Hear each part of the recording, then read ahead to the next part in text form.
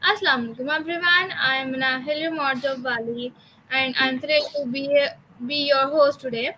We have a very special guest with us, someone who is deeply passionate about inspiring human potential for well-being in organizations and has a wealth of knowledge in areas like biology, cultural, uh, Sementro, Systemico, and more. Ladies and gentlemen, please join me in welcoming the founder of Teishi Consulting, master coach and advisor at the EcoC X Lab, Japan, Mr. Omar Robin. Today we are going to delve into Mr. Uh, Omar life journey, his experiences and insight into the world of well-being in organization. So we'll explore how his diverse background and expertise have contributed to the field. So without further ado, let's get started. Welcome, sir. How are you? Hello, hello, how are you? Nice to meet you, and thank you for this conversation with you and your audience. All right. Thank you so much. I'm good. So first of all, please introduce yourself for my viewers. My name is Omar Roses. I born in Argentina, in the south of Latin America. I work in my last 45 years helping organization to develop the talent and sustainability in the business and the environment where we live. My particular career, I start as coach with a famous tennis player in Argentina that she was 14 in the world, and I traveled the world when I was 17, 18 until 27, learning how to coach a professional tennis player. And then we were in Japan, and I learned the particular way of transfer learning from the arts in Japan, the master and the student. So I start to study martial arts. I I got the first dan in karate and five dan in aikido. I practiced over 37 years. So my career is particular because I start with professional coaching, traveling around all the world, and then studying martial arts and meditation and yoga to know deeper or to understand deeper the our nervous system or our mind. And then I start to work all this concern or knowledge in organization, multinational company to improve.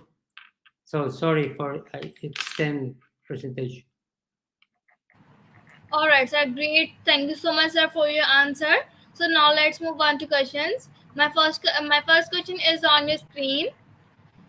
Could you tell us more about your role as the founder of Teshi Consulting and how it aligns with your vision of inspiring human potential for well-being in organizations? Okay, very it's a powerful question. Um, First of all, um, we can start from some fundamental assumption. I learned from my teacher, from my master, my mentor, Dr. Humberto Maturana, that human being, if we are not born with some neuronal problem, or if we not suffering malnutrition, bad nutrition when we were child, or are equal, intelligent equally, understanding that intelligence is the behavior plasticity to act in a changing world. If you observe a dog or a cat that you bring in your home, it quickly learn how to move, where to eat, uh, how to do things. And if you change this environment, again, quickly change, learn the change. So in some way, this is the understanding of plasticity intelligence.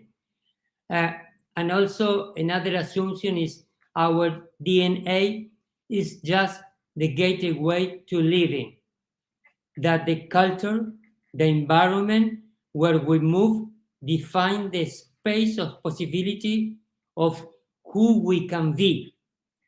And in many places there is a phrase that is used here in Latin America: tell me who you are with, and I tell you who you will be. So this defines that the culture transform us together.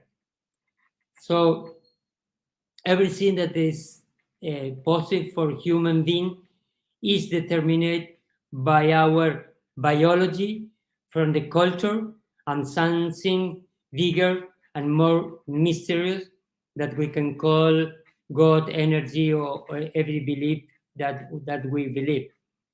So um, uh, I also I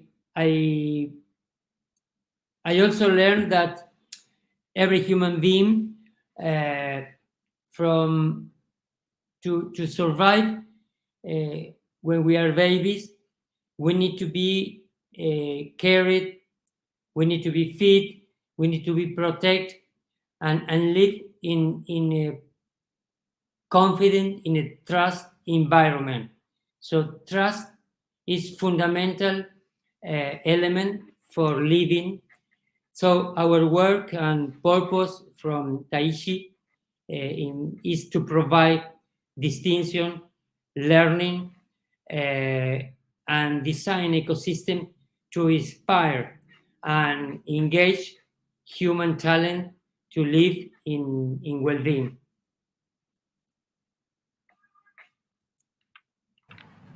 All right, great, sir. That's wonderful answer. Thank you so much, sir, for your answer. So now let's move on to next question. My next question is on your screen. In your experience, what are the key learning distinctions that can help individuals and organizations achieve well-being and growth in their respective environment? Wow, this is a very good question. I always ask my mentor, from all the knowledge that is in the world right now, that you can get many answers from AA. What are the most important things that we need to know right now in front of the challenge that we have? It's a very good question to go through over the time and change the questions. But I'm going to summarize some distinctions that I think that are important right now. One of them is be aware that a world does not exist independently of the observation that they observe. So everything that we observe, that we feel, that we see, have to be with ourselves. We cannot go outside ourselves to define the world, this world, and me. We can distinct for the distinction that we have to see the world. So the human being, another one is that the human being exists in language and with it. So we can define who we are, and who we want to be, in the future, through the language. So also that through the language, define who we want to be in the future. We change in a drift with the environment where we are, where we interact. So we change together ourselves with other, with the environment, in a drift through the language. So, and another thing is to be aware, to be conscious that the human being assume, acquire universal systemic commitment in the culture where we live. So if we design in a consistent way the interdependence of this commitment, allow to orient ourselves toward well-being. So are just some of fundamental knowledge that we need to know and this time. All right, great answer. Thank you so much, sir, for your great answer, for wonderful answers. So now let's move on to next question. My next question is on your screen. You mentioned the importance of connecting with inspirational people and mentors. Can you share an example of someone who has greatly influenced your approach to well-being in organizations? Okay, it's another great question. There are many mentors, but I'm going to talk about some of them. This main mentor who marked a turning point in my life, an inflection point, was my Aikido master, Masafumi Sakanashi, was my teacher, with who we lived together learning Aikido for 20 years until his death. He allowed me to see the relationship with Aikido, not only martial art, to be in harmony with ourselves, with others, and with the environment where we live. So I see the possibility to develop some distinction through the Aikido for organization. Another one also, I still practicing Aikido with the son of my master, and his legacy is still living in me.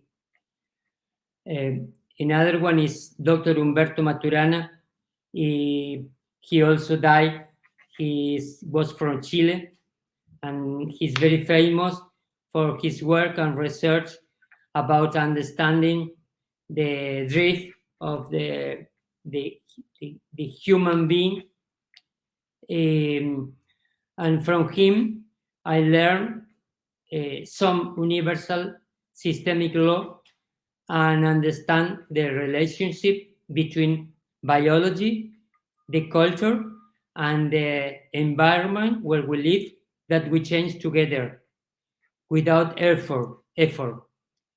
And also I learned the phenomena of language, the emotion, and the relationship with our corporality, the way of breathing, and this that we call internal work, but the phenomena of the language allow us to appear as a human being. There are some cases that two babies were lost in the jungle and were found by some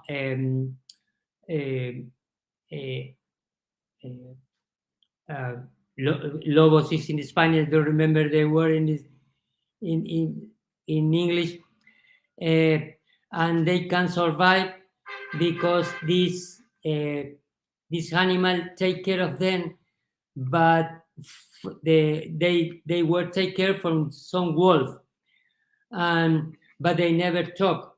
So but in a biologic way, they were human, but if we can talk, we can define as a human. So the language is the key that I learned from Dr. Humberto Maturana. Another one is Professor Leif Edvinsson, that I have interviewed with some of you.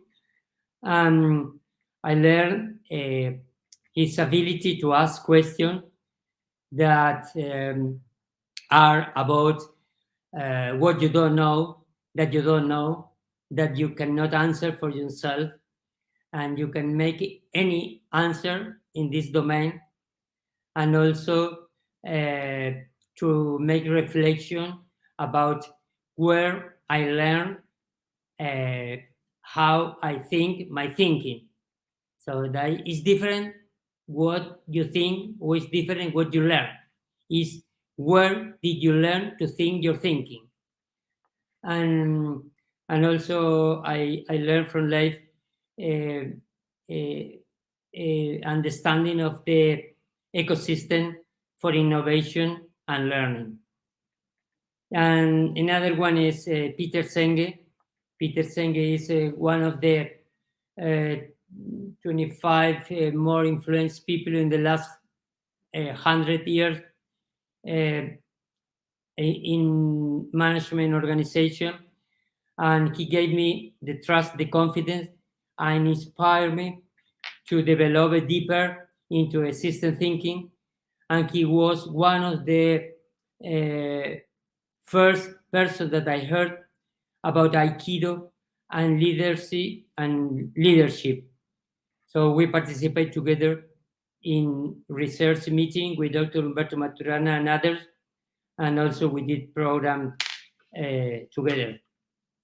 So, and there are many others, but they are the most influential in my life learning.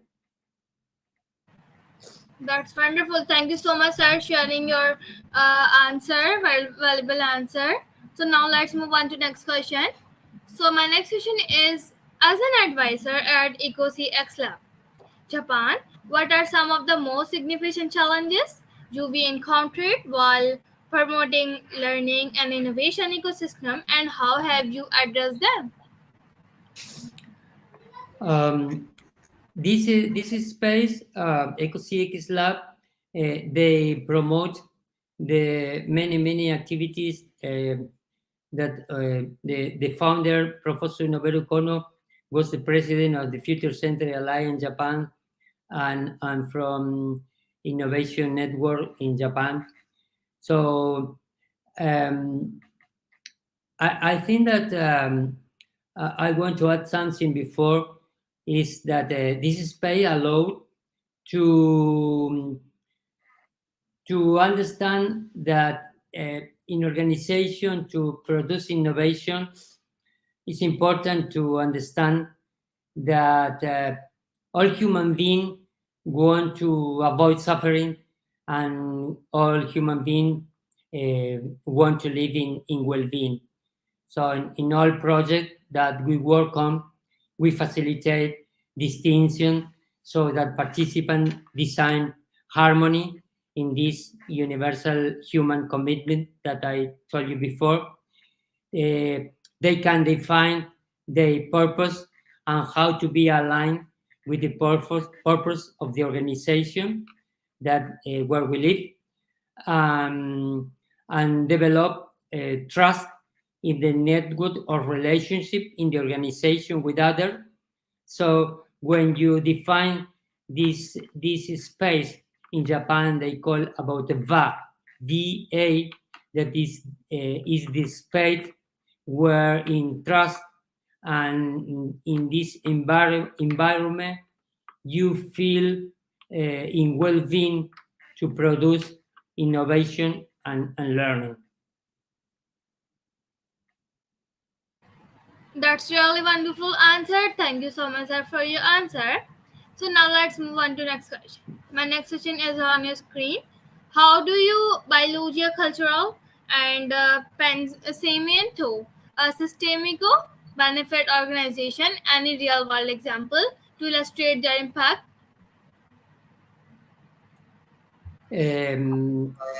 So I think that I answer part of this question in what I say before. Um, Okay, uh, okay. I ask you next question. yes, please. Okay. You have a background in Aikido and yoga.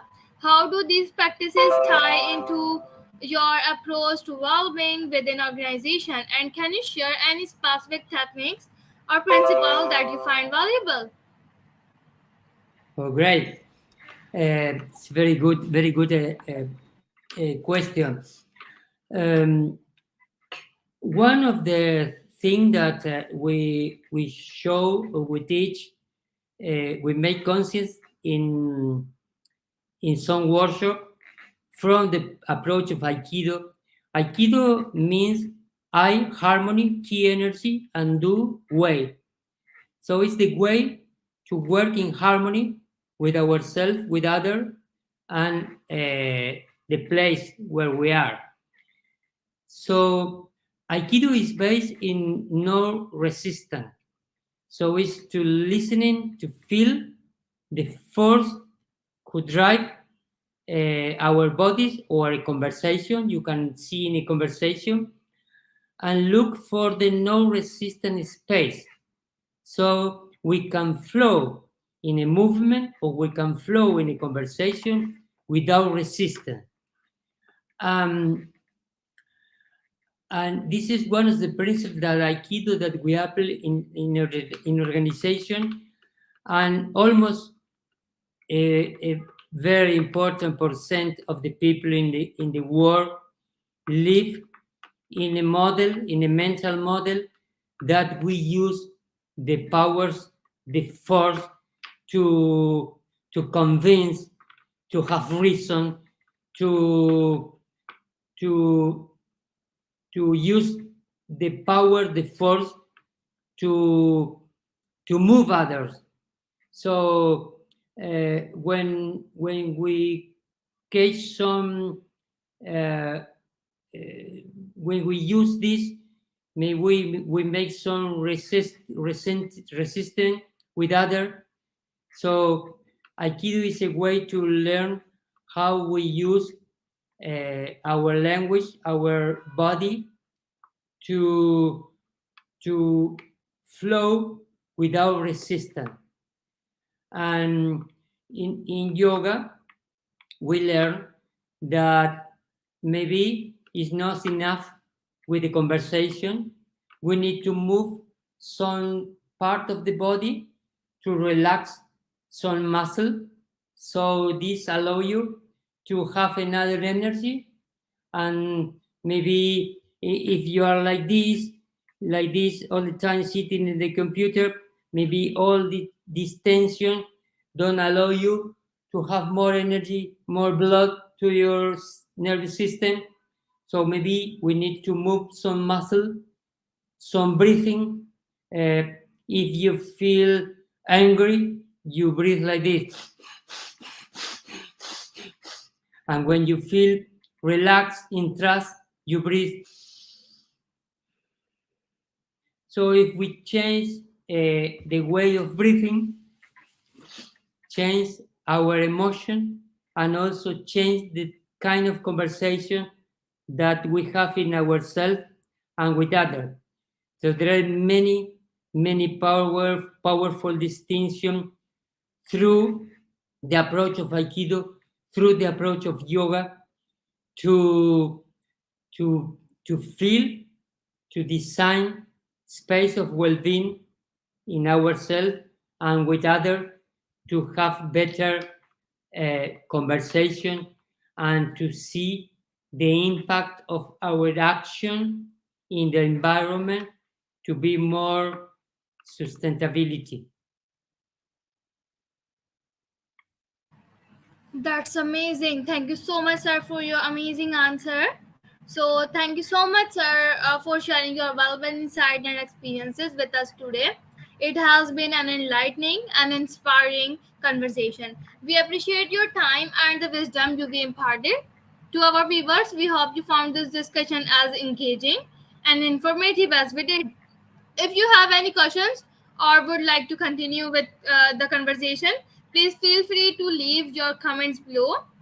Remember, subscribe and stay tuned for more exciting conversation on the forum of conversation. Until next time, and thank you so much, sir.